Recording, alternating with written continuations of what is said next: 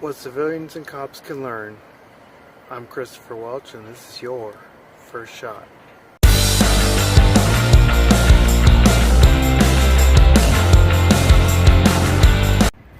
So today I just want to go through a few things both cops and civilians of all colors can do so we can have a more peaceful world. There's a lot of stuff going on right now that is just insane. Shootings and stuff that if we just follow a few basic ideas, we can do a lot better. First thing for cops, there are bad eggs out there, I know. You know, I was in Iraq. I know there are lots of people who would probably want you dead, and that's the truth of it. But not everyone is that person, and not every thief or criminal, wants to be that way.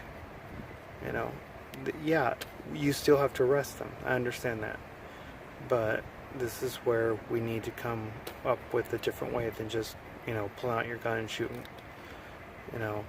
And I'm sure that's not what a lot of you guys are doing. You're doing the best you can with the information you've been given. But you have to realize some of that information's not been so good.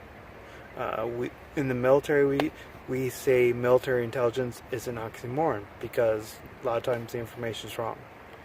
The media is feeding you an idea that, there are a lot of people who want to kill cops. Well, that's not true. In fact, I say most people respect the cops. Most people want policing done.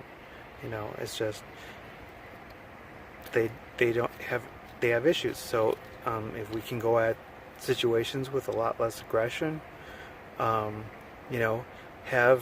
a system of firing like we do in the military. Don't just grab your gun. Go through a process. You're doing a great job. I can't imagine the job you're doing. It's so amazing. I have friends who are MPs myself, and I deeply respect the job that they do. But we can all learn. Civilians, when a cop wants to talk to you, it's not the end of the world. They're not just doing it because of the color of your skin or your ethnicity. I've been pulled over several times before. I've had my car searched several times when I was a teenager.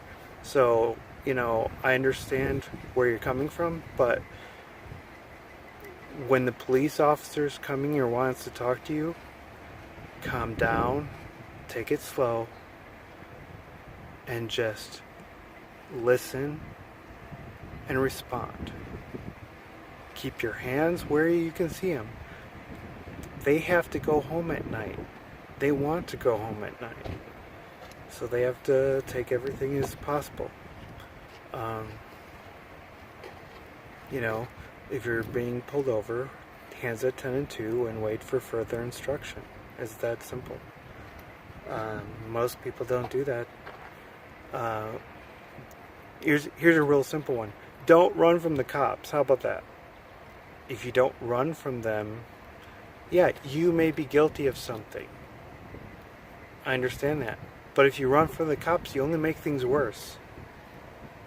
I mean, you're basically telling them at that point you are guilty of something. I mean, there's no other reason to run from police. Really, there's no other reason.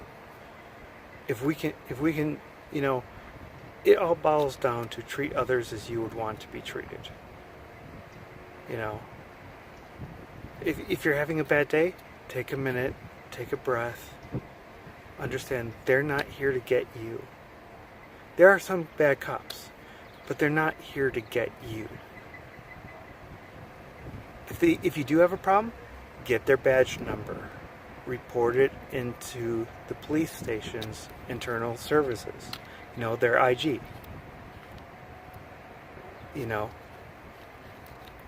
They're trying to serve you. They're trying to help your community. I mean, let's both work together. We can have real peace here.